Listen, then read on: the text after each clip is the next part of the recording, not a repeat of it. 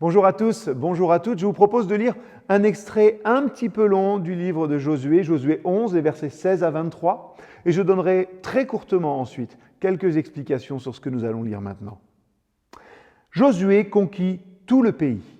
La région montagneuse, la région méridionale, la région de Goshen, le bas pays, la vallée du Jourdain, ainsi que la région des montagnes et de plaines du nord. Il vainquit et tua les rois des territoires situés entre la montagne dénudée, proche de Séhir au sud, et Balgad, dans la vallée du Liban, au pied du mont Hermon au nord. La guerre qu'il leur livra dura longtemps. Seuls les Hivites résidant à Gabaon firent la paix avec les Israélites.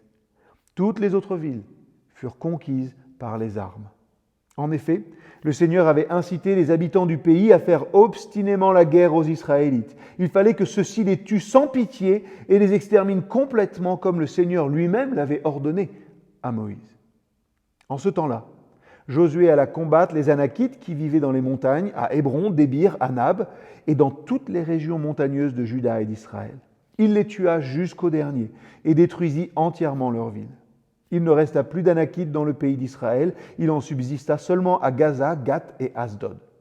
Ainsi Josué conquit tout le pays, comme le Seigneur l'avait ordonné à Moïse. Puis il attribua aux Israélites en le partageant entre les différentes tribus. Alors le peuple se reposa de la guerre.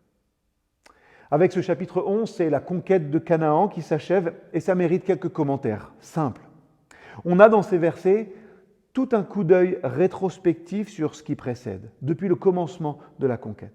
Et on nous rappelle quelques points centraux. Au verset 20, l'iniquité, la méchanceté, comme on l'a vu dimanche, de ces peuples était telle que la justice divine ne pouvait pas ne pas s'exercer contre eux. Comme il eût été de leur intérêt finalement de s'allier avec les Israélites, ou de moins de ne pas leur résister, Dieu voulut que, malgré la supériorité évidente d'Israël, il s'engage dans la lutte avec son peuple, pour que, ce peuple soit l'instrument de sa justice et qu'il exécute jusqu'au bout, c'est vrai, la sentence d'extermination prononcée contre eux. Au verset 21, on voit que dans son rappel, dans sa récapitulation, le narrateur donne une place particulière au fait déjà mentionné dans Josué 10, verset 36 et suivant, de la défaite de ces peuples par Josué à la suite de la bataille de Gabaon. Leur destruction devait être mentionnée à part. Pourquoi ?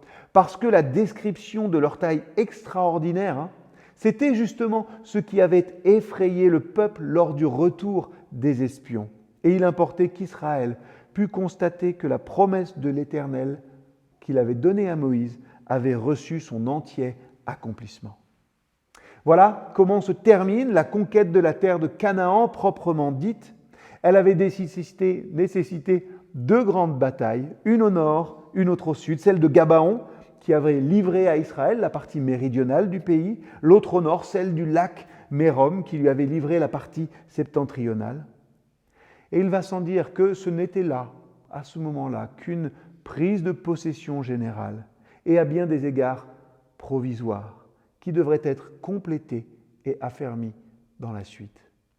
Peut-être que vous aussi, comme moi, vous avez déjà remporté de grandes victoires et le pays, il est là, vous l'avez conquis. Mais c'est une conquête qui doit sans cesse être affermie, consolidée, en comptant toujours sur l'Éternel. À bientôt.